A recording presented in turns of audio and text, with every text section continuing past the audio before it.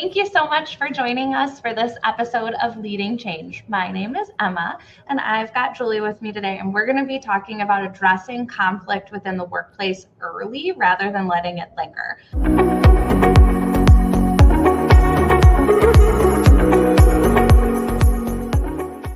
But before I get to all the questions that I've got for you, can you give everybody an introduction?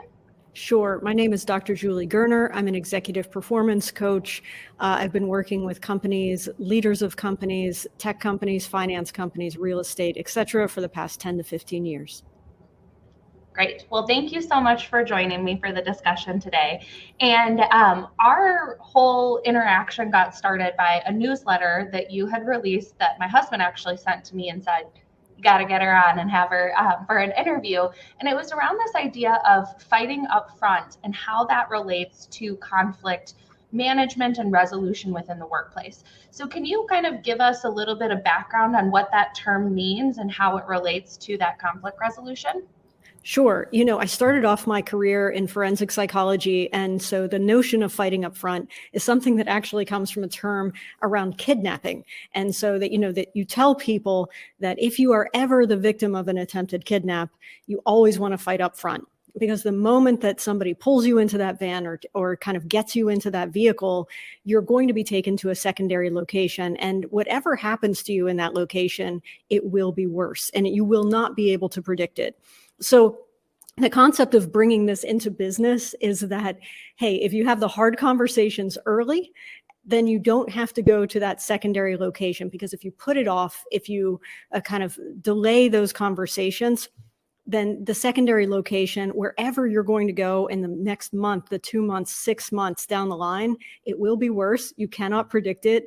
And so it's a place that you want to avoid. So the notion around this is really just about tackling problems early, directly, and smartly. That's how the fighting up front concept works. It isn't necessarily always a fight. In fact, it usually is not, but just handling these conflicts as early as possible so you don't get to that secondary location. I bet most people didn't know they were going to join us for this conversation also get like survival skills. That's right.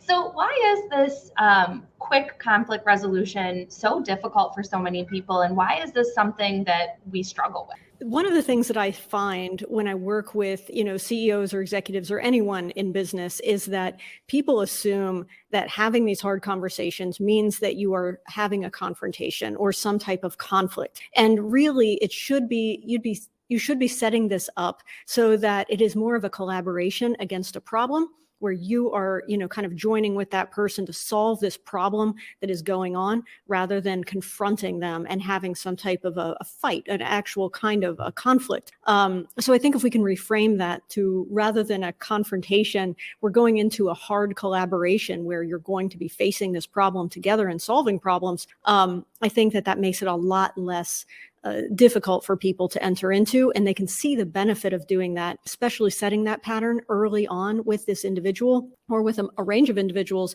and just having that as a pattern in how your company or office or space or department operates. It just makes things so much easier, and it becomes something that people get accustomed to over time. So we've all been in this state of uncertainty, I think, for probably over 3 years running now, but also as we head into potentially harder times to come, and we're seeing things like layoffs and all the rest of this uncertainty in the world. How does these strategies, and maybe some others that you can share with us, help lead through these times of uncertainty and make us better leaders? Sure. So when I think about uncertainty, how do you really navigate in a space where, you're looking out into the landscape and it's foggy and you have no idea where to go?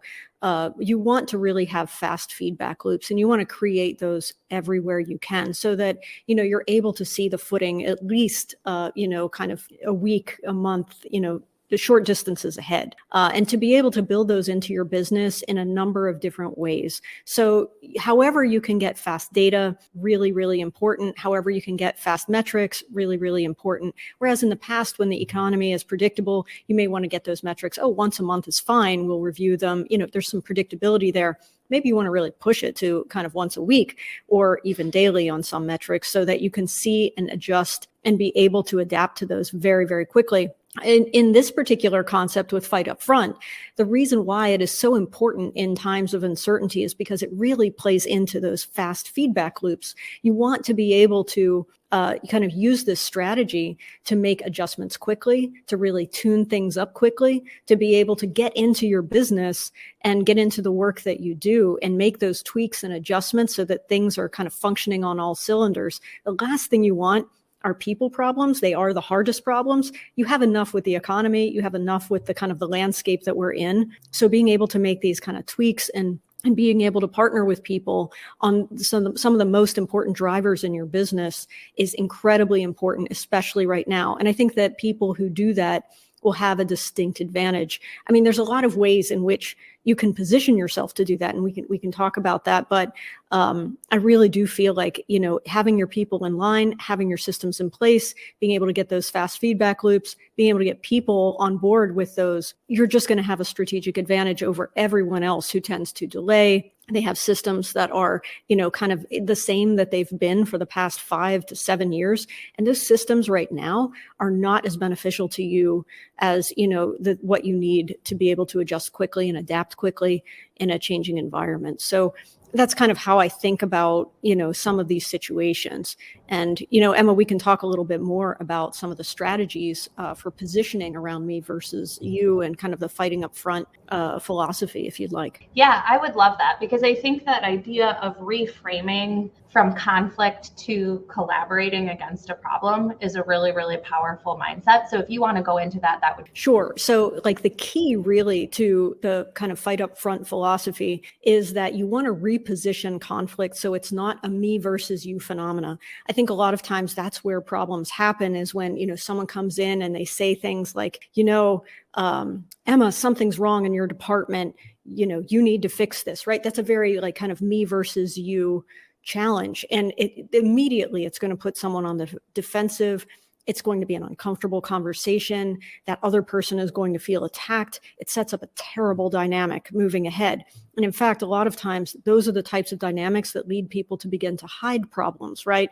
That's exactly the opposite of what you want. By setting it up, instead of me versus you, which is a very confrontational model that people do, set it up as us versus the problem.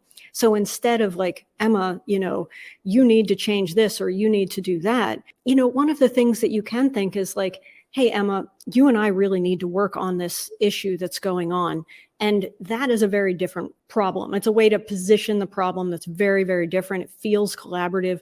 If Emma has a problem in her department, it's better not to attack her, and it is better to collaborate with her about the problem in her department. So instead of me versus you, it is us on the same side versus the problem that's happening. It also opens the door to create a kind of a collaborative relationship with that person. So when something is raising in their department, if something is going on in that space, that they feel comfortable talking to you as a partner that can help solve that problem.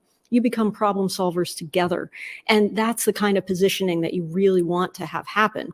So, you know, you're setting up a better tone, both with that individual, but also with the entire department, that entire area of business, because they're going to feel like they can come to you quickly when they start to see kind of things going in a certain direction, rather than, you know, feeling like they have to hide it and they want to try to fix it themselves first. They want to avoid kind of this confrontation. We all avoid things that make us uncomfortable. I mean, from fears and phobias to, you know, avoiding the spider, even though the spider can't hurt us, to avoiding, you know, sometimes really hard conversations if we anticipate there's going to be a fight there. So rather than making it, you know, the kind of beauty of the fight up front phenomena is if you do it right, it's not a fight. You kind of get the outcome that you want. You never go to this kind of secondary location, and everything ends up kind of creating this virtuous cycle of communication that helps you address problems early, helps your business function better, and really helps you get the outcomes you want in a world that changes very quickly. And you just gave me like a tagline for the episode of, if you do it right, it's not a fight. So you gave me my perfect soundbite there right at the end. But thank you so much for joining me for the conversation. And I'm going to also include in the episode notes a link so that people can come and join you with the Ultra Full newsletters. That's a hard one to say multiple times, but I'll include a link for that that for folks to join you and follow you there, as well as on LinkedIn, Twitter, and all the other places that they can find you. But thank you so much for the discussion and for sharing your insights with us, and have a wonderful day, everyone. Thank you so much. Thank you so much for joining me for this episode of Leading Change. If you liked what you saw, be sure to subscribe and come back weekly for more expert interviews on digital transformation, change management, and emerging technologies.